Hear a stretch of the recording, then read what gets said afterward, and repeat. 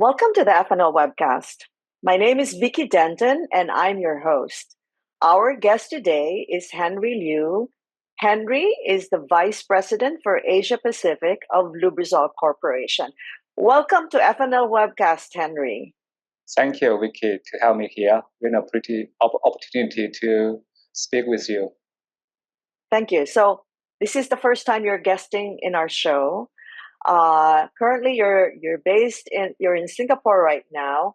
Tell us a little bit about yourself, Henry. You're relatively a new personality in the additives industry. That's true.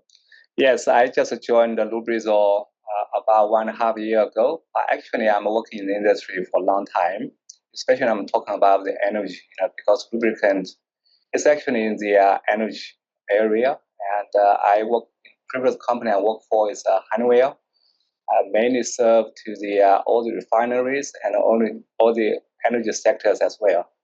I'm working there for mainly 3 technologies there. One is for the licensing of the technology to the refineries, and also DCS systems called the Honeywell automation systems for all the plants and the site as well. And other business, we provide a lot of chemical solutions to the industry as well. Before that, I worked for a company called Johnson Matthey, which is mainly tier 1 supplier to OEM for the emission solutions for almost 10 years. So you can say, I'm a little bit new to lubricant, but actually I've been working in these areas for almost 18 years. Yes, and you also mentioned earlier before we started that you also worked for a very famous company called ICI. Yes, that's probably a lot of company benefit from that, technologies from this that company, ICI. They innovated a lot, molecules and also, innovative products for our life. Yes, and a lot of the technology is still around for sure. Yes, yeah, surfactants, additives, so much things actually innovated by ICI in these days. So, Henry, you're actually based in China, although you're in Singapore today. And the topic of our conversation is a recent white paper that Lubrizol actually published. And it's about navigating China's mobility evolution. This is a very hot topic. Tell us about it. Okay, yeah, so it's a hot topic, but why are we saying this is an important topic to everyone today? Not only just for China, but also at the world scale. If you think about what is the biggest change nowadays in the world, is energy transition. But obviously, China is leading that transition from energy sector, and also we see China automotive, especially they have a lot of changes as well. They are growing, evolve from world largest to into the world first. And we see that there's a lot of technology changes, evolution, such as electrification, intelligence, connectivity in the automotive sector. Has also posed a lot of challenge or opportunity for lubricant as well. Because today you have to innovate your products in order to meet those kind of changes happens in the OEM side. And so I see it like, lubricant more like general products into more dedicated products, because they have a specific needs in this kind of transition, and also a lot of different way of collaboration OEM are asking for today. That's the time we think about we should have a certain kind of thinking and help our industry to think it through how they will navigate, all these changes and evolution, what we call. Yeah, so why did Lubrizol decide to come out with this white paper? Obviously, you put a lot of resources into this. You're a major player in China. You started a long time ago. I remember having this conversation with former CEO James Hambrick, and this has been a very long journey for Lubrizol. What was the main driver for doing this white paper as far as the company is concerned? Because you're not just in additives, you're in life sciences, you're in personal care, and so on and so forth. Yeah, this is actually is a third white paper we did, and personally we did one white paper for the cosmetic industry, and we also seeing a lot of changes, such as you mentioned about the beauty industry. Also have a lot of change landscape in the industry as well. We see beauty, which is a Chinese beauty, are getting more popular worldwide. They have more influence than ever. Secondly, we did the PPF. That is also transformational areas. We have the obligation we should do because we are the world leader. Now we did this white paper for automotive additives because we see ourselves, we are the technology company, and we collecting all these doors with OEM and also the oil marketer and also suppliers as well. So we are the best in a position to collecting all these doors and get all the source together and to see what is the future way, and also maybe have mostly from technology point of view, how we prepare for this transition and to position where, and also more importantly, how we can create value for the industry.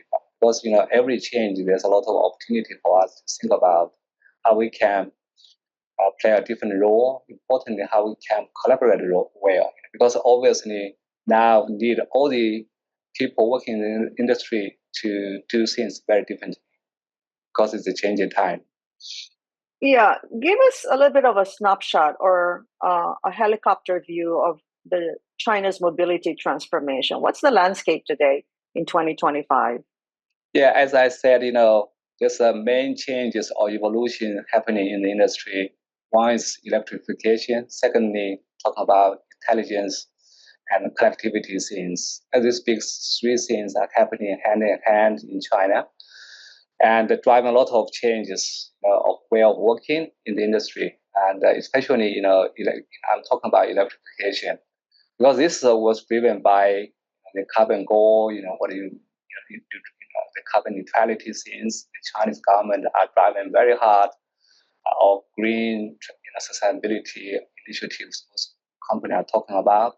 The second part is about the consumer level, and they also have quite a bit, like a lubricant user into their really understand the technology as well. So there's a lot of change in the consumer side as well. So that's the two side things, and make us think, how we can, especially position the lubricant, in 2 days in a row. They're becoming more passive technology provider to more, how they can lead the industry to from a specific, they're called specification driven to more how they become a systematic, solution provider. I should put it this way. Yeah, so the main driver here really is government policy. I believe I read last week that China just came out with a plan to update its emissions policy. I'm not sure if there's a lot of details available right now, but give us a big picture. China now, how does it compare, for example, with other countries like the EU in terms of emissions? How much stricter is China? Yeah, as I just mentioned, so this is a lot only just talking about the policy driven, but also I think, you're right, that's one way. Another way is about structural upgrading. And to do this way, they have a lot of things to think about. One is the standard policy side, especially emission standards as one thing. Secondly, also we see there's a lot of OEM-driven side. People, companies like BYD and Genie, they have globalized themselves, and they've been, pushing their products worldwide. They obviously they need, to set the new standards and to lead the world. So that's from OEM side also they have that kind of needs. Obviously, China is ready to do that because from technology point of view, there's a lot of new things. We think also we can support China with that agenda, such as Lubrizol is well positioned to support China up with this upgrading opportunity. Yeah. Now, the interesting thing is we are not hearing any pushback from Chinese OEMs on going electric. And obviously, it's an advantage for Chinese automotive companies because this is a space that they are more comfortable with. But in Europe and in the United States, the OEMs have been pushing back. I would say in the last 6 months, there's been so many announcements about companies stating we're not going to eliminate internal combustion engine. You know, we're going to be more, we're going to offer more hybrid. I mean, the Japanese have said this because you mentioned consumers. From the consumer point of view, it seems like outside of China, they like hybrid better than pure electric. Can you comment on the Chinese consumers' preference for pure electric or a hybrid vehicle? Yeah, so definitely. Even in China, there's also different preference, by the consumer side. And obviously, in order to go for the pure electrification, you need certain kind of infrastructure to support it. And China is well positioned, especially in the big cities, already have that infrastructure being deployed. However, in certain countries like Europe, they're talking quite a bit about electrification, but I don't think they have all this infrastructure ready there, deployed today by all the government, and that's probably a long way to go.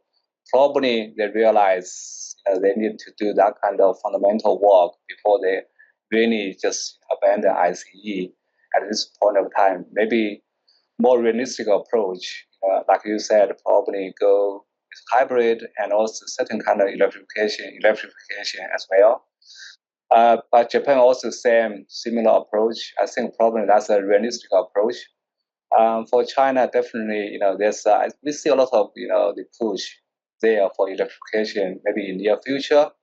However, even with that said, still, probably adoption rate, some kind of statistics there, even by 2035, the electrification penetration probably only by less than 50%, even by then. I'm talking about the car park. So yeah, still ICE will take a majority even within next 10 years time. If you look at all the car park, so electrification definitely is a trend, but it's a journey. Yeah. So Henry, in China, what is the average life of a vehicle? The lifespan of a vehicle? Is it shorter than the United States? Is it less than 10 years? Yeah. So now probably in the big cities, yes, probably in 10 years, people tend to get a new car. Because we're talking about they are joking here because the Chinese car now getting cheaper and cheaper, affordable for most of the people. They try to change the cars more frequently than before. The car getting more like electronics, like mobile phones, and people tend to get a new car in 3 to 5 years time. But this car wouldn't be abandoned. They will sell into like a tier 1 city, maybe sell into tier 3 city or tier 5 city or township level. So the car's still there. So, but not maybe be in the big cities. And then when we talk about commercial vehicles, that's a different story, right? Yeah, that's a big story, a big different story. And yeah, because think about the commercial vehicle in China is mostly people drive that for business, right? So it's a business consideration rather than consumer behaviors. It's very different. Yeah. So the lifespan, how many? I guess with commercial vehicles, we really talk about kilometers driven. Yes. So what is the average vehicle driven for commercial vehicles in China? I guess it would also depend on the weight of the vehicle. Yeah. Because you cannot talk that in last few years because there's a lot of emission upgrading and pushing them to face up a lot of old cars which cannot meet the emissions. I think that now the emissions are already getting to a higher standard. Now probably, like you said, probably we're getting to at least 1 million above level. Talk about the kilometers, right? That's in order they can make the profit. Because this is all about like business investment, like ROI kind of thinking. Yeah, return of investment kind of thinking. Yeah. It's you definitely have to depreciate your investment. So let's talk about the alternative fuels. China is big in methanol, but there are others available too, right? Biodiesel, ethanol, hydrogen. Uh, Besides electrification, what would you say will be the next biggest thing?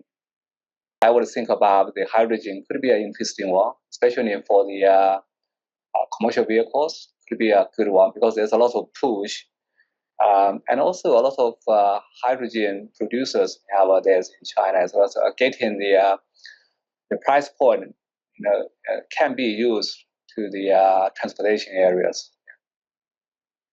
So, looking at the entire mix of alternative fuels for both passenger and commercial vehicles, and we're not even talking yet about marine, and we're not talking about aviation. What do you see as the strategic implications for lubricants and additives for our industry? I think good things, whatever energy they are using in future, they do need lubricants. It's only about, like a general purpose to more like what we call fit for purpose now, because they need to certain kind of dedicated, application, and also the system always different, required, this, lubricant to be more specific about like a general purpose in before. That's a good side since obviously there's a lot of things for lubricant company and technology company need to collaborate with the industry, especially OEM, how we can help them to transit into the new energy source, whether electrification or hydrogen or methanol. They do need a certain kind of specific, requirement for lubricant to perform differently in order to meet, the requirements. Yeah, so that's the one way I see, as a technology company for the lubricant industry. Secondly, also because they serve to the different sectors, their consumers also required, maybe different kind of aftermarket service requirement as well. How we will serve that part, especially on the aftermarket side, have companies position themselves to support them with this transition also. So that's how I see the implication for the industry of the lubricant. Yeah. So, this is actually a very complicated discussion. I think there are several things going on in addition to the expanding fuel mix, which really represents challenges that are different from what we experienced 20 years ago.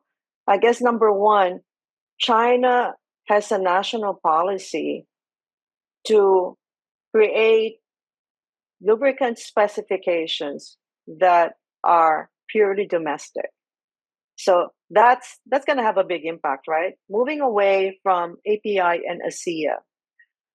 That's number one. Number two, with all the different fuel mix, it's almost impossible, at least today, to say that we can have an industry standard, unlike for internal combustion engines. So would that open up the possibility of OEM specific lubricant standards to basically cater to this very niche products, like for methanol fuel vehicles, or maybe they can use the same product as an internal combustion engine. Can you comment on these two things? Okay, so I'm waiting for this question. Yeah, thank you for bringing this up. So really, I think there's a twofold of things we can think about. The one, like you said, China really want to lead in the industry standards now. They, because in last decades or 2 decades, they're just following EU or other market, to set their standard. right? So they always follow behind. And now China see the opportunity they can lead in the policy, especially the standard point of view, because they see the needs. Because they are such example you just talking about the move away, not really the move away the global standard. They just raise the bar to the next level. And actually, if you look at the recently announced the D1, which is higher than the CK4, right? So that's something I see they want to need the future policy or standard setting as they see Chinese OEM now globalize themselves. They see the needs they do that way as well. In that way, they can differentiate, they can raise the bar for the whole industry to further to differentiate and or innovate. That's one way. Secondly, you pointed out a very interesting thing is about OEM law. And actually, we see increasingly the OEM have the more interest in the lubricant and the technology side as well. They want to involve, especially companies like us, talking about what is the future solutions to all this diversification of the energies, how they can make the technology ready for the future. So definitely there's a higher interest for them to control or lead and also collaborate and with the technology companies. That's clearly we see the trend. Yeah, and a long time ago, I heard people saying globalization, but it doesn't seem like it's happening. I think it's more regionalization today, especially with the tariffs and everything else that's going on around the world. As a global company, how do you then position yourself? Do you have a regional product, or can you stick with a global product that can meet D1, for example, for diesel, that can also meet API specs, that can also meet ASEAN specs? Is that still possible or not? Yeah, definitely. Nowadays, we talk about globalization. To me, it's a 2.0. And you cannot say you just produce one technology, one product fit for all worldwide, everywhere or every industry. And now you need still you operate multi countries. However, each country or region you may need specific products or service level. The customer is a little bit different, preference different, and also they have different kind of innovation cycle as well. For example, in China, for some of the companies they're talking about, they have a new car release every year. Right? So, but some certain countries they only can release a new car every other 3 years.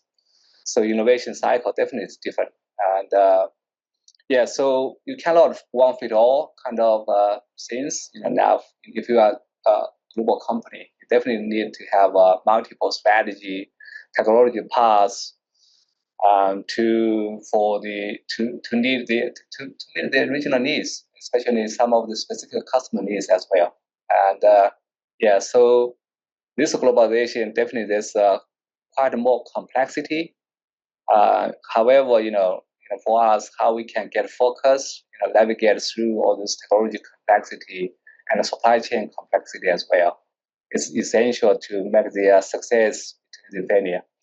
So I see it, it's not easy and to navigate. That's why this white paper, just want to give some people some kind of inspiring thoughts, to see how they can get into the future to prepare for this different challenge now. Yeah, now let's talk about the 4 technology pillars driving transformation, which is really the heart of the white paper. Maybe you can touch on each of them and give our viewers just a little bit of tidbit of it. And of course, if they want more details, they have to download the paper from your website. Yeah, I would suggest the people, if you really see this, interested in this transition, I would suggest you download the white paper to see more there. But obviously, I can highlight a little bit more about technology point of view. It's more is about how you can see, drive the high efficiency of the engines. That's the one. Even though we say ICE is not that important, but still it's in the next 10 to 20 years it will be still highly relevant. So how we get high efficiency, that's a very important part. So still people, this is the main point. So obviously lubricants is a big part to help with that high efficiency. And also the new energy systems. So we talk about electrification, the hydrogen, methanol things. Definitely need a different strategy to meet all those specific needs. And definitely there's a lot of technology, breakthrough collaboration work need to be done. So, and also we're talking about the alternative fuels, and natural gas, ethanol, diesel, those things, it's happening, is real. And I would suggest everyone need to believe it rather than just adopt this kind of trend. And you need to dive into it earlier. You will get an advantage. And also we talk about innovation, low carbon future things. Also, I would think people should also believe that definitely it's a real things for the company to think about. Yeah. You talked about a lot of things, and obviously in the time that we have, we can't cover all of them in depth. So let me just maybe jump to for me what is kind of maybe the most important takeaway. Talk to us about your localization strategy in China. Yeah, so this localization is not only about the product localization to make the product within China, but also we need to make the technology and also the application service, all those things localized in China for China. Also, we talk about China now have a lot of they need the world first, from world largest to world first. Obviously, we have to meet this kind of first needs or first mover things, support that as well. And also, we need to make the local decisions for the local made products for our customers. So overall, localization not mean the product, but also service and also how we can make local decisions to support our customers. So, Henry, what is your headcount in China today? We have about 700 people, something like that, around that level. Today, how many of them are working in the additive space? We have about 500 people. And how does that compare with Europe and the United States and other regions? Like traditionally, you've had a very big presence in Japan as well. Yeah, we cannot just say because some of people is supporting functions. They are not only just support China but also support APAC as well. So I cannot just distinguish those people. Is China only, or because they also have a role to support whole APAC as well. If you think about compare with Europe, we are similar like the size now. Yes, or similar. Maybe Europe is because they have a lot of people in the production area. Maybe they have more people in the production area, but in the general R&D, the application and technology service people, probably we are similar level. Do you see eventually China and India taking over the R&D as perhaps Europe? The growth rate, actually it's been declining. The US has been pretty, I would say, stagnant. Although traditionally these two regions, going back 30, 40 years have been the focus of R&D. I mean, we didn't have an R&D in Asia before. But do you see that shift? You opened an innovation center in India and China, definitely Singapore? I see that. Yeah, definitely I see that shift. I cannot say Europe is not important or US is not important. It's just a shift focus. Because given the market dynamic now going on in China and also India, it definitely required us to do things more differently and also future oriented. How we can make the decision here, not just for today, but also for future. So that's why we have increased our capability here to meet that demanding and also future demanding as well. So yeah, so definitely we see the increasing of the focus of our company in India and also APAC. By So APAC, we I talk. mean, Mhm. mainly China. Yeah. Yeah. So we talked a little bit about localization in China and Chinese standards. I mean, of course, China always had the standards, except they were based on primarily API. Uh, but now it's going to be indigenous. Do you see, besides the fact that Chinese OEMs are getting out and exporting their products or even establishing manufacturing footprints outside of China, especially in growth markets, for example, like South America, um, Southeast Asia? We see Middle that East. happening Yeah, Middle East. yeah, Middle East, Indonesia, and and Thailand primarily, because those are the hubs, the manufacturing hubs in Southeast Asia. Uh, do you see Chinese standards becoming adopted outside of China eventually? I mainly see from technology side, not from standard point of view. I see, Chinese technology are becoming more,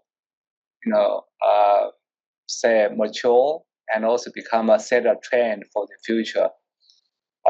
That probably eventually will help China to see how they can build from there to establish certain kind of standards, or kind of like a technology standard point of view to support the future development as well. So yeah, I see that mainly from technology point of view.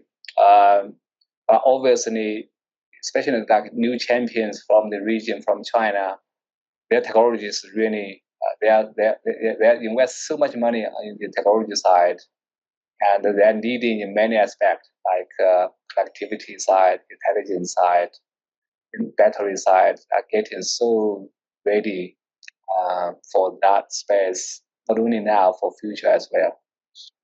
Yeah, and it seems what's going on today uh, with uh, with additional tariffs on really every country, including India, and not just China.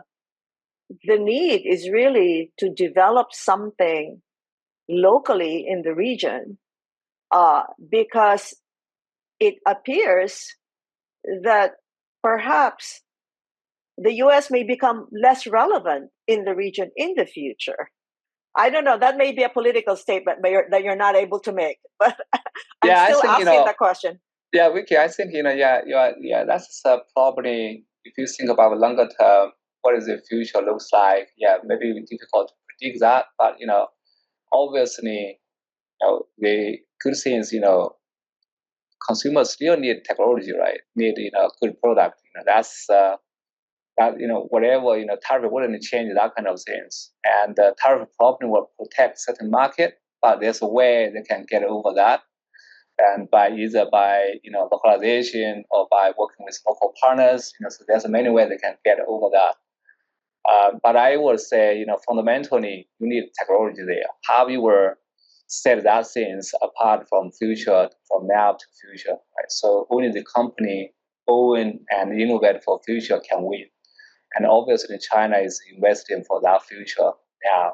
Especially, you need a lot of countries like Southeast Asia, like Middle East, like African, like South American. Definitely, those countries or people there, they need new technologies, especially people their mobility side, and connectivity, intelligence, and the electrification. That big trend wouldn't be stopped. So I'm still looks like the globalization, as I mentioned, probably is 2.0. It's definitely it's not just you develop one product. You can produce in one factory and sell to the world. That model, definitely already dead. So you need a multiple strategy, product technology, and multiple location in the world in order to meet that kind of future needs. Yeah, and that goes back to what you said, um, complexity. Yeah. As we wrap up, Henry, um, give us a little bit of outlook from where you're sitting in China today. How do you see lubricants evolving in the next 5 to 10 years? I think, from lubricant point of view, I see it's a great, opportunity now. It's definitely is a lot like before. This opportunity is more look at, you need to think about upgrading. You need to think about, renewal, renewal, all strategic, thinking to say what you will get focused from technology point of view. Obviously, there's a lot of, technology, transition there in the market side, and also think about how you were engage with the OEM uh, more and see how that trend will require the lubricant company to do differently. And also, obviously, there's a need more collaboration between the industry, and also think about the adjacency market as well, because lubricant company have a very unique position. They have a channel to market. That's obviously not many companies in the industry have. But lubricant company, they have brand, they have channel. How they can tap into the adjacency market, such as some of the aftermarket sales, which we also support them to grow some of revenue stream as well, such as the PPF, which is faster growing areas. And by the way, the PPF called protective film, paint protective film.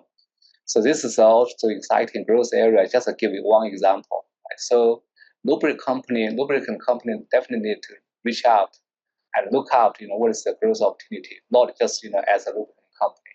Obviously, there's just for lubricant itself, there's a evolving landscape there for them to think about now, today, in order to win So, future. yeah, you talked about potential markets. Obviously, some of the ones that have recently emerged traditionally was not uh, using lubricants is data centers, right? Yeah. So they are moving away from the traditional way they're cooling their systems to using liquid cooling. Yeah, that's exactly example. We shouldn't. I just if I a shorter sentence, sentence to summarize. We shouldn't just wait and passive adaptation to more, active leadership in this transition. But also, Henry, there's business models. We haven't really evolved our business models. I mean, that's what I see. Do you agree with it? Yeah, I fully agree. So Vicky, that's definitely something for industry to collaborate together to see how we can innovate, not only just on the technology side or product side, but also from a business model point of view, how we can create more value for our end customer. So that's one area. Definitely, I think if we don't do it, somebody will do it for us. Better we should do it. So and we should think about that. How we'll do it better way, because today it's not best way. I would say still, if you look at other industries, what's happening there, we are still a little bit lag behind of the innovation of this model. Yeah, you're right. Yeah. Where do you see Lubrizol in enabling sustainable, innovative mobility? Yeah, we see us, as a technology, innovator, and we want to be a technology innovator and also first mover, definitely for the industry. And we see the obligation for us to do more. Like a white paper is one way we want to shape in the industry, from the industry, from the strategy point of view to see what we should do, together. Secondly, we want to collecting with the OEM and also the industry as well, collecting all these thoughts, how we can better prepare ourselves for this, what I call the multinational or international 2.0, how we can navigate together. Yeah. Last question, Henry. Sustainability is obviously one of the key trends in our industry today. Unfortunately, companies also have to make money. So, how do you encourage companies to become more engaged industry-wide in building a sustainable lubricant ecosystem if they can't make money? Yeah, I think how do you spin that? Yeah, Vicky, so this is a great question. I think, industry shouldn't view sustainability means, they need to raise their price, okay, or getting the cost, build the cost into the operation. We have to be, more practical to look at where, how we can take this sustainability into action or into motion. Because it only makes sense if we do things from this, side make viable, right? In order to become more sustainable. If we are talking about green solutions, it means more cost. It's a lot viable solution, right? So we have to build a journey. Definitely, it's a lot there one things. So I would think for our industry, we should better have our roadmap. What is today is possible for us to do. For example, if we have a low viscosity, lubricant, that's a contribute to the emissions, right? So all the efficiency of the engines, that's another way to look at the sustainability, because we improve the energy efficiency, right? So that is the way we look at the sustainability come in. And also, you just asked me the question, how the industry business model point of view, how we can eliminate all this waste between the industry, how make our transactions more productivity between the company transactions and all business model wide, how we can innovate there to make more sustainable way to move our products around. This all the possible way we should think about today rather than future. So that's to me is the sustainability. We should starting from something we can do today, which also can contribute the profit to everyone, not say we cost more money. I think that's very well said, Henry. Thank you so much for your time today, and we look forward to hearing more from you. And keep in touch.